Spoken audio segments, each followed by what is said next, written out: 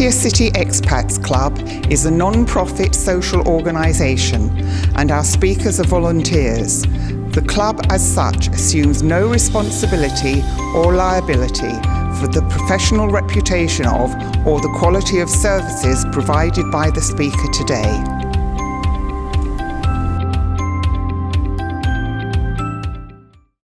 G'day and Swaddy Cub. Well, today we got to the thin end of the wedge. We got to the pointy end of having vaccines because this was about the vaccines, especially if you're an expat in Thailand, what vaccines you need to get. And this is such an important topic. Yes, certainly it's an area which many seniors, that's the over 50s, neglect. They think that because they've had childhood vaccinations, they're immune to everything for life. And it's really a case of changing the mindset to understand that seniors, that's the over 50s, also need to consider a vaccination profile as well. Yeah, I was actually taking notes about, look, I've got to get a vaccine for this and this and this. And one of the things that's been the revelation over the last few weeks since your previous talk is this subject of Japanese encephalitis. Yes, it's certainly there in the rural areas in Thailand. It's not very prevalent, there's not a lot there, but it is an exceedingly serious disease. It's got a very high fatality and very serious morbidity rate. So it does need to be taken seriously, even though it's not very prevalent. And even if you survive, because I was talking to somebody, I mentioned to him, and he said, oh yes, I had a friend who's a doctor in Bangkok, and he survived, but his whole character changed. Yes, it's a massive brain damage across.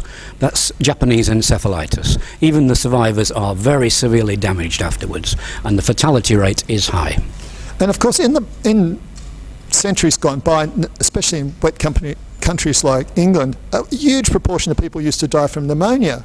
But of course, this is still a big killer. It is, particularly, again, in the elderly. Pneumonia tends to be the last straw, influenza the last straw that carries people off. There are effective vaccinations against pneumonia. It's one time for the over 60s, pneumococcal vaccination. It's certainly worth doing. It killed my auntie. Now, she was over 90, and she was in a nursing home, which are like germ fests, right? Yes. And so one day it was like cold, bronchitis, pneumonia, dead. Just, it's that quick. Respiratory diseases do tend to sweep through institutional settings, nursing homes, dormitories, army camps, because people are living so close together. It's a real concern, and that's where vaccinations are so important. And one of the things that interested me is like the more active you are, the more you're going out to the countryside and stuff, the more you have to be conscious of vaccines, not the less. So I think it's the range of vaccines you have to be conscious of. The vaccines are still important for those of a sedentary lifestyle as well, but if you're out stomping around the rural areas, particularly in neighbourhood countries, the range of vaccines that you require is larger. So I heard a lot, we hear all sorts of talks in the news. Rabies, for instance, has been flagged recently. Yeah, rabies has been a problem last year in Thailand particularly, seems to be under control again, but it is an ever-present threat. There are feral dogs, there are feral cats out there. Rabies is among that community. It's a fact of life throughout Southeast Asia. So I heard about a German woman who died, and she'd only got a little bit of a bite from a puppy, and she went back to Germany not even thinking about it, and they didn't diagnose it. It is difficult. I mean, often in Europe now, many physicians will not have seen a case of TB or rabies. They might get one or two cases in their entire career. The other thing that interested me is if you go, because we tend to think, oh, I'm in Thailand, I'll just cross the border. But there's one thing in particular is a big thing to watch out if you cross the border. It's particularly for measles. It does cluster around the border areas where there's large groups of migrants and refugees. And also malaria. Malaria, very prevalent along the border areas. It's a real problem. If you're going to go there, you do need to think about serious malaria prophylaxis and continue the prophylaxis for 30 days after you return.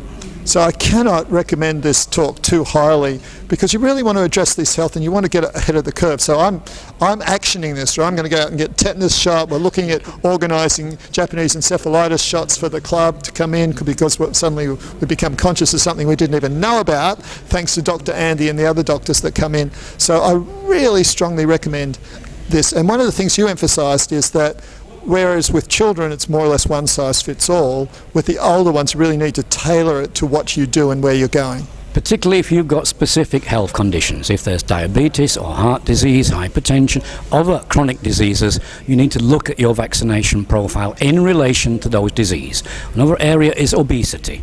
If you're in the large body mass index over 40, certainly you need to consider vaccination profile. So, for instance, I'm going to, I think, a village near Ayutthaya in a couple of weeks' time. Do I really need to think about, like, Japanese encephalitis? What do I need to think about besides? It really depends how long you're going to be there, but if you're going to be in rural areas for more than 2 weeks, you really need to think about Japanese encephalitis. Or if you're visiting rural areas regularly, you should do it. I'm only going for one night.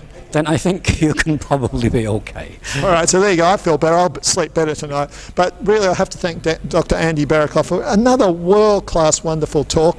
And we'll have to get you back because we didn't have enough time for the extras section on influenza vaccinations. But really, if you live in Thailand, you're thinking of visiting Thailand or anywhere in Asia, have a look at this talk. It's wonderful. So thank you, Doctor. Okay.